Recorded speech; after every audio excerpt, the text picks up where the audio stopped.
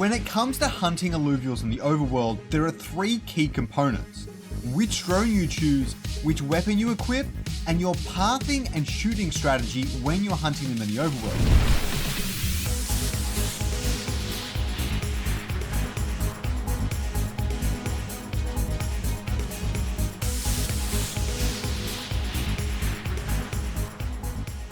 I'm going to go over all three of these and make sure it's really easy to understand if you're either a beginner at first-person shooter games or even an intermediate at Illuvium and the Illuvium Overworld. And why is this? Is this because I'm seeing a lot of people talk about how they're having trouble hunting the Illuvials, and I tell you exactly how to do it so that it's very easy no matter your skill level. As I go through the core components, I will isolate if this is best for you whether you are a beginner or an intermediate. I will refer to beginners as those that are unfamiliar with shooter games in general, much like Kieran.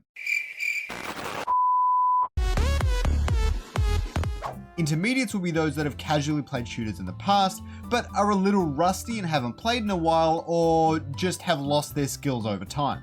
Firstly, you'll need to decide on your drone. If you're either a beginner or an intermediate, I don't recommend using Chopin at all. It is by far the hardest drone to use. To keep it simple, I'd choose between either Hilde or Buck for an absolute beginner, or Mozart for more of an intermediate. Anyone who knows me knows that I love the ETH Lizards and Lizard Labs, but what you might not know is they have evolved far beyond just an NFT project. They are now a gaming DAO that is building infrastructure, handing out alpha, and my personal favorite, allowing any individual to invest into new gaming projects on the ground floor. Jump into their Discord today to learn about the future of crypto gaming, as their token launch is right around the corner. And thanks again to Lizard Labs for sponsoring this video. Hilde will lock down an Illuvial in place, and Buck doesn't require you to do anything at all and will shoot at the Illuvial when activated. Mozart, however, will only slow down the Illuvial, but this is generous, and when played right, you can essentially lock down an Illuvial permanently. I will go over these abilities in our strategy breakdown a little bit later in the video. The next choice you will have to make is regarding weaponry.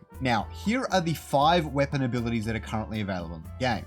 The staff will slow time, the daggers will grant kinetic energy, whatever that means, the gauntlet will create a gravity well, the sword will shoot homing bullets at your target, the shield will stun the Illuvial. Unfortunately, even with the homing bullets, none of these guarantee success if you cannot aim your gun very well, but I'm going to tell you the best ways to use these. The most beginner-friendly weapon is likely the gauntlet or the sword, but for more intermediate players, I recommend the shield, since it can be comboed with the drone to lock an Illuvial for a long period of time, pretty much with any drone you use. Now, as for the strategy, there are 3 main ways I like to play when hunting Illuvial. 1, a heavy reliance on ability combos.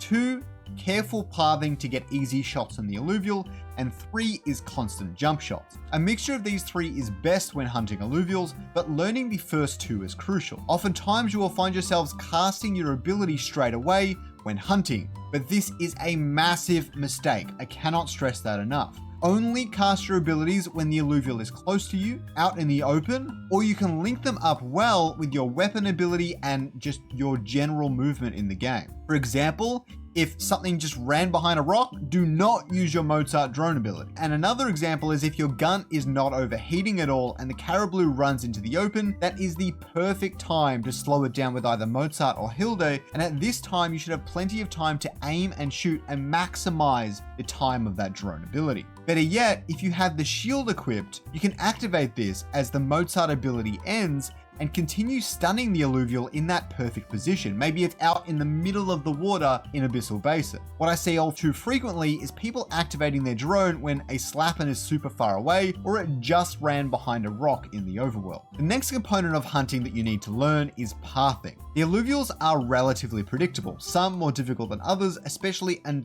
top of some of the cliffs in Brightland Steppes, but you need to try and get directly behind them so you don't need to shift your aim as they continue firing. This is particularly helpful when you're using the homing shots from the sword weapon ability and can dish out serious damage. When you think about it, for example, you might be chasing an Atlas and you're in a position where the Atlas is running straight ahead or is running to the side. Get your body behind the atlas, and so since it's running straight ahead, you'll be able to shoot from directly behind it and not move your cursor at all, and in that way, you'll be able to just take out the Illuvial very easily. The last tool you have when playing the game is that when you jump in the air and hold right click to aim down the sights, time will slow down. This is particularly useful if the Illuvial is in a tight spot. For example, in Crimson Waste, it might be in an awkward place like behind a bunch of rocks or just ran behind a corner. Jumping and slowing time can give you the needed time and breathing room to assess your next move. Sometimes you really need to think about your movement and your movement mechanics when exploring the overworld and hunting these Illuvial. Now to recap. Don't cast your ability when the Illuvial is not in a prime position. Either ability, do not do it. Try and run directly behind the Illuvial for easy aiming. And lastly, don't cast both abilities at once. Use them efficiently. The gravity well from the gauntlet is pretty much useless if Hilda has already locked the Illuvial in a box. What? I'm in a box! If you wait until straight after that ability is ended, the gravity well will hold the Illuvial for an extra 3 or 4 seconds on your behalf. I hope you are now a master at hunting Illuvials in the Illuvium Overworld. If you have any other tips or strategies, please drop them in comments so other people can learn from it, and don't forget to register for the Illuvium beta with the link written in the description.